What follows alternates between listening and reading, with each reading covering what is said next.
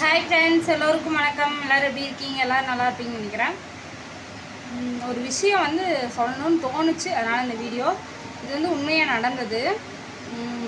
நான் ஊரில் இருக்கும்போது ஒரு வயசானவர் ஒரு அப்பா அவங்க பொண்ணை கூட்டிகிட்டு பேத்திங்கெல்லாம் அவங்க சம்மந்தி வீட்டில் இருக்காங்க படிச்சுட்டு. அவர் பேத்திங்களை பார்க்குறதுக்கு அவங்க மருமகள் எல்லாம் ஊரில் இருக்காங்க. பேத்திங்க மட்டும் சம்மந்தி வீட்டில் இருக்காங்க. அவங்கள பார்க்குறதுக்கு ஊர்லேருந்து வராங்க. அந்த அன்னைக்கு காலையில் தான் ஒரு பட்டன் ஃபோன் பேத்திகளுக்கு வாங்கிட்டு வராரு.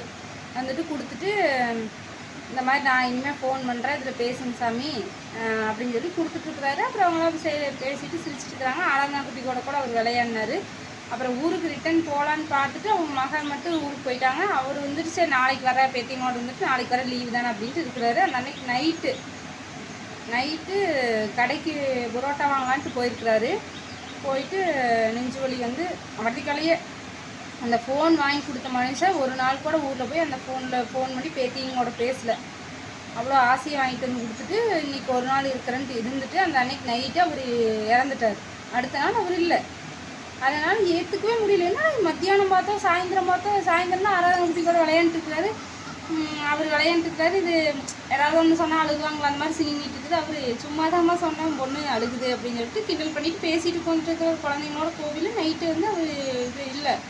அவ்வளோதான் முடிஞ்சு. மனுஷ வாழ்க்கை அவ்வளோதான். அந்த ஃபோன் பட்டன் ஃபோன் வாங்கி கொடுத்து பேத்திங்களுக்கு ஃபோன் பண்ணுறா ஊருக்கு போயிட்டு அப்படின்னு சொன்னவர் அந்த ஃபோன் ஒரு நாள் கூட பேசல. அந்த அன்னைக்கே அவர் இறந்துட்டார். அப்படி நடக்குது. நம்ம கேள்விப்பட்டிருக்கிறோம். இப்போ இருந்தாங்க நல்லா, அதுக்குள்ளே இப்படி ஆயிடுச்சு அப்படின்னு கேள்விப்பட்டிருக்கிறோம். ஆனால் நேர்லேயே பார்க்கும்போது எனக்கு இன்னுமே கஷ்டமாக இருந்துச்சு. அதை ஏற்றுக்கவே முடியல, என்னால் ஜீர்ணிக்க முடியலன்னா இப்போ இருந்தாரு எனக்கு ஒரு இதாக இருக்குது. நான் அதுலேருந்து மீறவே முடியல. அப்படி இருந்துச்சு 2 நாளாக. என்னடா இருந்து ஃபோன் வாங்கிட்டு கொடுக்குறாரு, சந்தோஷமாக பேசிகிட்டு இருக்கிறாரு. பேத்திங்களை பார்த்துட்டு நைட்டு இப்படி ஆயிடுச்சு. அந்த ஃபோன் கூட இருக்குதே. அந்த புள்ள காலையில் அந்த ஃபோனை கையில் வச்சுட்டு அழுதுட்டு இருக்குது. என்னால் பார்க்கவும் முடியல. அந்த மாதிரி மனுஷனோட வாழ்க்கை இந்த அடுத்த நொடி நிச்சயம் இல்லை அப்படிங்கிறாங்க. அப்படி இருக்கும்போது இவ்வளோ போட்டி, பொறாமை, சண்டை, சச்சரவு இத்தனை இருக்குதே.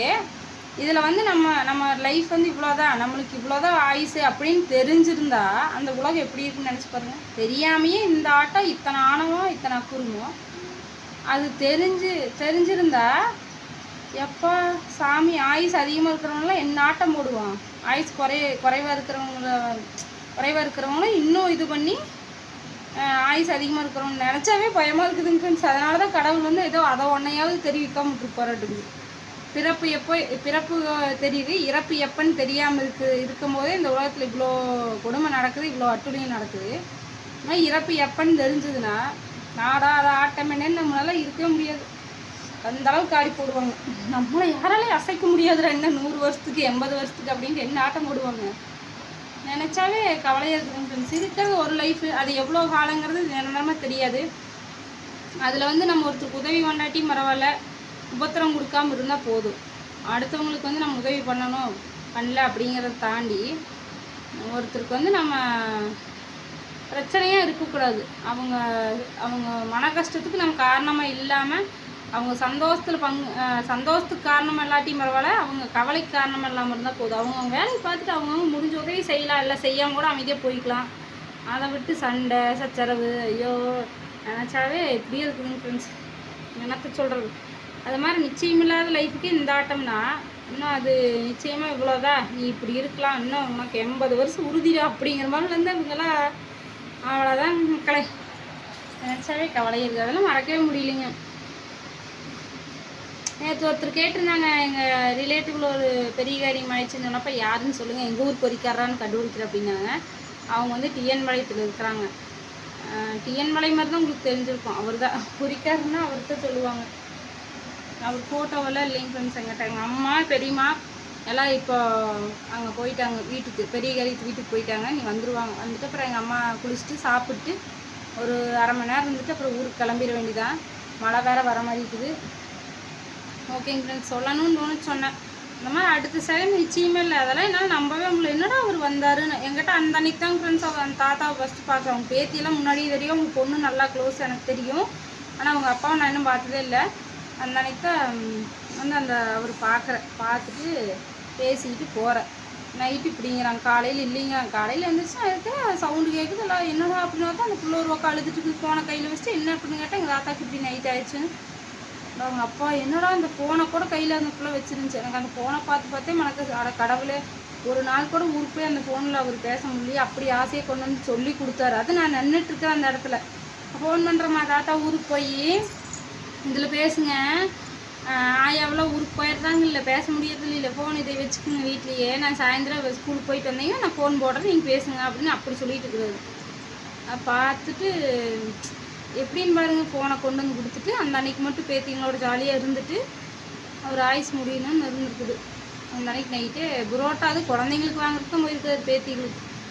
போயிட்டு அதை வாங்கியெல்லாம் கவரில் வச்சுருக்குறாருங்கம்மா, பைக்கில் தொங்கிட்டு இருந்தாருங்கம்மா கவரோட.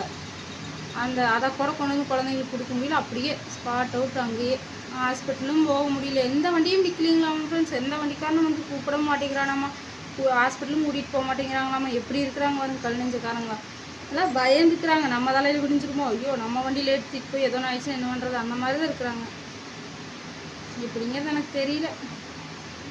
நிரந்தரம் இல்லாத லைஃப்க்கே இந்த ஆட்டம்னா, இதெல்லாம் தெரிஞ்சிருந்தா இவ்வளோ வருஷம் நீ இருக்கலாமப்பா அப்படின்னு சொல்கிற மாதிரி, கணிக்கிற மாதிரி தெரிஞ்சிருந்தா ஒவ்வொருத்தரோட லைஃப்பும் இந்த வருஷம் வரைக்கும் நீங்கள் இருக்கலான்னு தெரிஞ்சிருந்தா இன்னும் கையிலே அப்படி உலகம் அழிந்துரும். இப்பயே பாதி அழிஞ்சிட்டு தான் வருது, நீரால் நிலத்தால் இயற்கை சீற்றத்தினால பாதி அழிஞ்சிட்டு தான் வருது. மற்றபடி இன்னும் அக்குறுமெல்லாம் ஆகி நிறையா உயிர் சேதங்கள். இந்த செய்தி ஓப்பன் பண்ணாலே பதட்டமாக பயமாக இருக்குது. அந்த செய்தி பார்க்காம இருந்துட்டிங்கனாக்கா நிம்மதியாக வாழ்ந்துக்கலாம். செய்தியே பார்க்காதீங்க. நான் தான் செய்திக்கு அடிமையாக செய்தி பார்க்குறக்கு ஆரம்பித்து எல்லாரும் அதை பார்த்து ரொம்ப பலவீனமாகி போச்சு இதையோ. அதனால் அதை பார்க்காம இருந்தீங்கன்னா கூட தைரியமாக இந்த உலகத்தில் வாழ்ந்துக்கலாம். அதை பார்த்துட்டோம்னா இப்படியா அப்படியா அப்படியா அப்படியான்னு ஒரு மாதிரி ஏக்கமாட்டாயிருக்கு, ரொம்ப கவலையாகவும் இருக்குது.